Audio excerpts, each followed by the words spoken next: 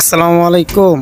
আপনারা তো দেখছেন কিভাবে পাম ফল সিদ্ধ করে কিভাবে পাম ফল ডাইলা তারপরে এটা থেকে কিভাবে আপনার বিচিটা আলাদা করে। এখন দেখেন এই বিচিটার থেকে কিভাবে তেলটা আলাদা করে, মানে তেল বাইর করে। এই যে মেশিনটা দেখতেছেন এটা বলে কনভেয়ার, এলিমিটার কনভেয়ার। এটা থেকে এই মনে করেন বিচিগুলারে এগুলা মনে করেন টাইনা উপরে নেয়। এটা দেখতেছেন কত লম্বা, অনেক ওষা উপরে নেয়। উপরে নেওয়ার কারণে হইতেছে যে তেলটা বাইর হইব যে ফলের বিচিটা থেকে, ওইটা কিন্তু হইতেছে উপরে, মেশিনগুলো হয়েছে উপরে। তো এই ফলগুলোর উপরে নিয়ে যেতে হয়। তো এগুলো মনে করেন উপরে যাইয়া তারপর ওই মেশিনের ভিতরে ঢুকবো। তো এখন উপরে নিয়ে যাইতেছে, নিয়ে যাওয়ার পরে উপর থেকে মনে করেন এই যে মেশিন, এই মেশিনের ভিতরে আসবো। এটা হইতেছে উপরে, এই যে তেল বাইর হইতেছে, তেল চিপতেছে।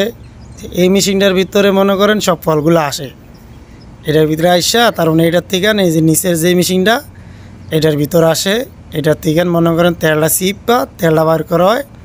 আর যে অবশিষ্ট যে ফাইবার থাকে, মানে এটারে বলে ফাইবার। আমরা বাংলাদেশে যেরকম মনে করেন সরিষার তেল বাইর করার পরে সরিষার যে খৈর থাকে, খৈর, আর এদেশে বলে যে ফাইবার। এই ফাইবারটারে আবার মনে করেন এটারে নিয়ে তারপর বয়লার জ্বালায়, মানে এটা হচ্ছে জ্বালানি আর কি। এটা তো অনেক ভালো আগুন ধরে, অনেক ভালো আগুন ধরে, গ্যাসের মতো আগুন ধরে শিখায়। এটা জ্বালাইয়া মনে করেন কারেন্ট তৈরি করে।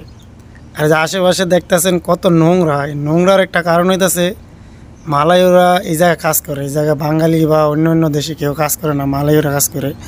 মালাইরা তত বেশি ভালো পরিষ্কার থাকে না, মানে এরা বসে বসে গেম খেলবো, তত পরিষ্কার করে না।